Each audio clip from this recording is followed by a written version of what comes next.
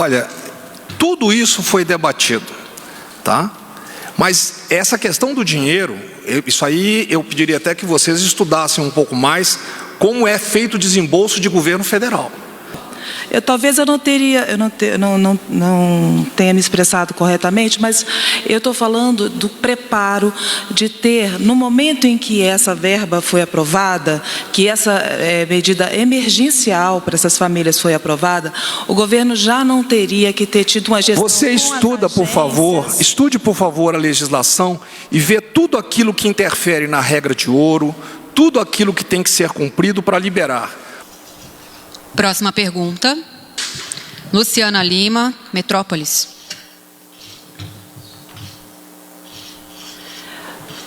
Boa tarde, ministro Mandetta. Boa tarde a todos os ministros. Eu gostaria de uma avaliação do senhor, porque essa ajuda emergencial que o governo aprovou, que o governo, inclusive, já sabia diz que já sabia que ia dar, não seria viável que o governo já tivesse se preparado em todo esse momento, ou essa demora, ou essa dificuldade de se preparar as agências para que as pessoas possam ir lá receber o dinheiro, esses R$600, isso já não deveria ter sido feito, ou isso é efeito do governo, no primeiro momento, ter subestimado essa pandemia, ou se debatido se seria realmente uma pandemia ou se seria uma gripezinha. Olha, tudo isso foi debatido, tá? Mas essa questão do dinheiro, isso aí eu pediria até que vocês estudassem um pouco mais como é feito o desembolso de governo federal. Isso a mesma coisa aconteceu na intervenção. Iniciou a intervenção, no dia seguinte me cobravam um resultado da intervenção. O recurso foi disponibilizado, tá? Foi tomada a decisão, sempre assessorado pelo Ministério da Saúde e pelos outros ministérios, isso foi acompanhado. Só que existe um rito que tem que ser observado, senão nós entramos numa série de responsabilidades que vão para os CPFs. Eu não estou falando das lideranças, dos técnicos, de todos aqueles que estão envolvidos no processo. Dentro disso, se você estudar a legislação e se você ver o histórico, a velocidade com que estão sendo tomadas as providências, eu acho que é uma coisa extraordinária, nova no país. Isso aí está sendo feito em virtude da crise, tá? Então, todas as medidas foram tomadas, a sanção foi dada dos R$600. Eu não vou falar em data, mas vai ser disponibilizado dentro da maior brevidade possível, tá? E não houve problema de despreparo ou descaso por parte do governo federal. Ministro, eu não estou falando da... Desculpa, talvez eu não tenha me expressado corretamente, mas eu estou falando do preparo de ter, no momento em que essa verba foi aprovada, que essa medida emergencial para essas famílias foi aprovada, o governo já não teria que ter tido uma gestão. Você estuda, por favor, estude, por favor, a legislação e vê tudo aquilo que interfere na regra de ouro, tudo aquilo que tem que ser cumprido para liberar. O principal que o governo faz é tomar a sanção e acertar as medidas para poder ser feito isso. E isso foi feito dentro do tempo hábil e do tempo mais rápido possível dentro da legislação, do que prevê a legislação. Próximo repórter, Caroline Rosito, CNN.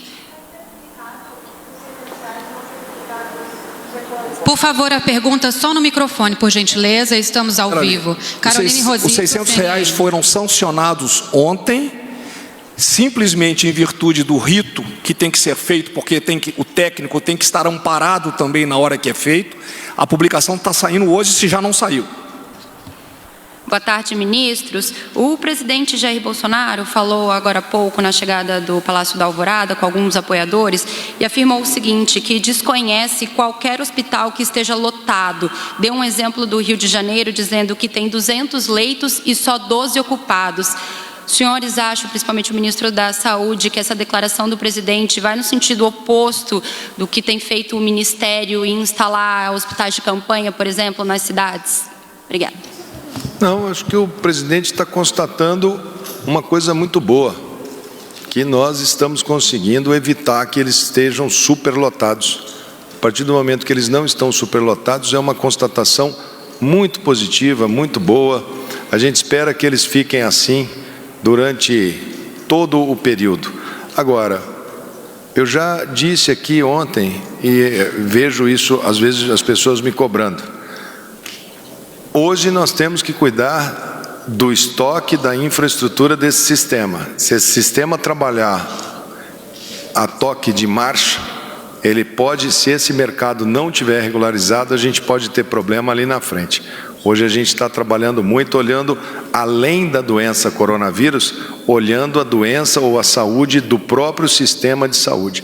Mas fico muito feliz do presidente estar constatando que as medidas estão conseguindo segurar uma espiral de casos. E se é no Rio de Janeiro, fico até mais confortado, porque lá tem quase 4 milhões de pessoas em área de exclusão social. Próxima pergunta. Jornal do Comércio, repórter Romualdo de Souza. Boa tarde, ministros. Por gentileza, ministro do Turismo. Ministro Marcelo, a gente sabe da importância das festas juninas, as festas de São João, e fazendo as contas, nós estamos a menos de 90 dias do maior forró do mundo, que é o forró de Caruaru. O senhor sabe que o trade do turismo está, como a gente diz em Pernambuco, no bagaço. O senhor não acha que está na hora de começar a pensar numa proposta alternativa, algo como reunir os prefeitos do Nordeste e já recomendar a eles o adiamento da festa, como já fez Campina Grande, algo para a festa julina, agostina, setembrina, quando for melhor, ministro? Por gentileza. Bom, muito obrigado pela pergunta. Exatamente prevendo os cancelamentos de eventos, os cancelamentos de pacotes turísticos, tudo aquilo que envolve a cadeia produtiva do turismo, é que foi elaborado um pacote econômico para dar sustentabilidade a esse setor até que a gente consiga vencer esse período. Agora, a questão de adiamentos de festas, né, isso aí, obviamente, é uma decisão local do prefeito, que eu aconselho que seja balizada dentro daquilo que são as orientações do Ministério da Saúde.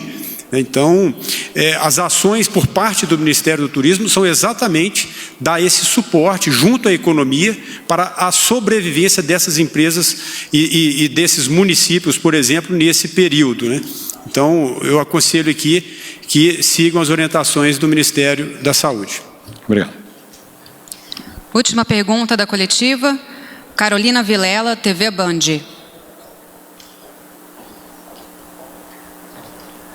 Ministros, boa tarde, boa noite já, né? Ministro Mandetta, para mim não ficou clara essa questão dessa portaria em relação aos profissionais. Então, não é uma convocação, pelo que o senhor disse, são profissionais de vários segmentos dentro da área da saúde, mas eles são obrigados a fazer esse cadastro e a fazer o curso.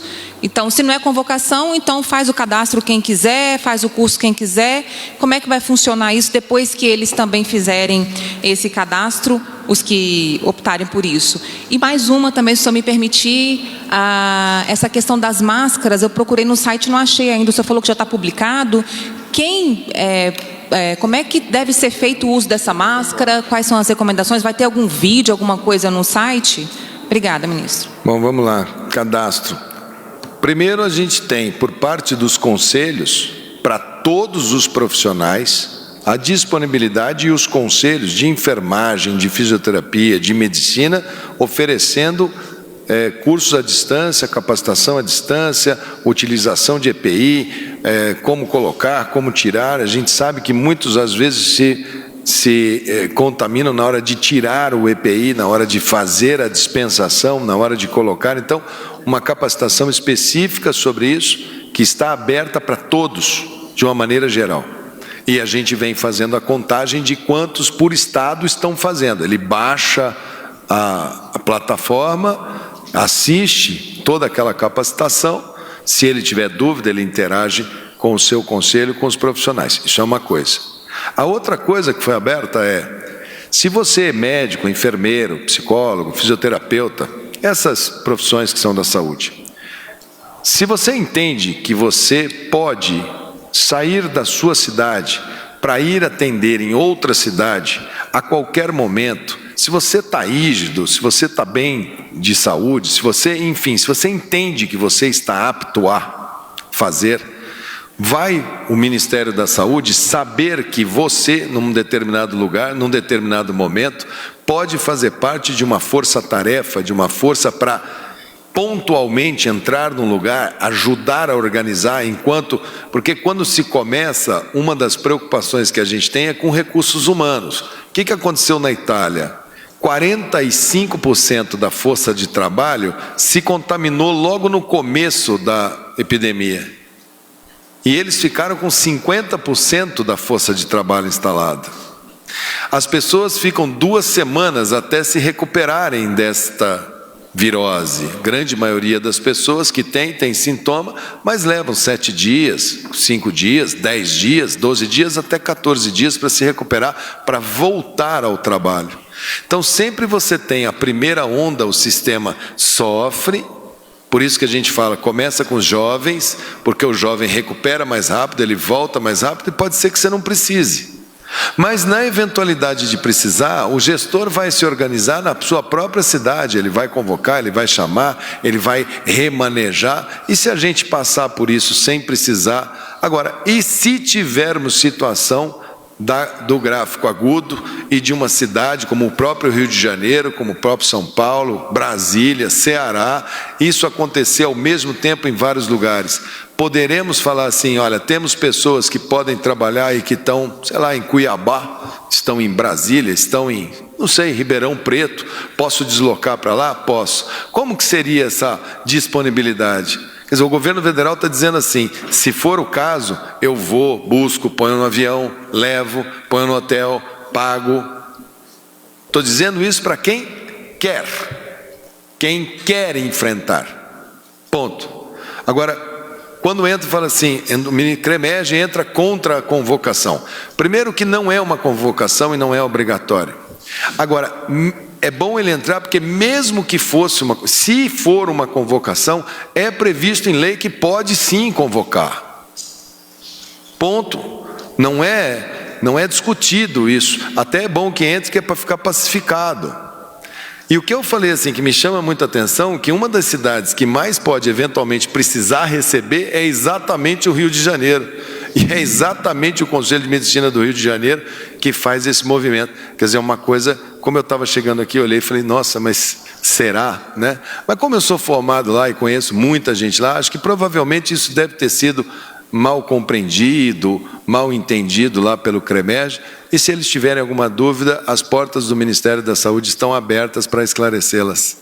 Ministro, desculpa, em relação às máscaras. Máscara, gente, máscara de pano ou máscara comunitária, isso não tem muita regra. Eu posso colocar ali uma sugestão, uma coisa básica, mas o que é? Você pode fazer uma máscara barreira tecido, você pode usar o tecido grosso, você não precisa ir para especificações técnicas, tem que ser o tecido A, B ou C.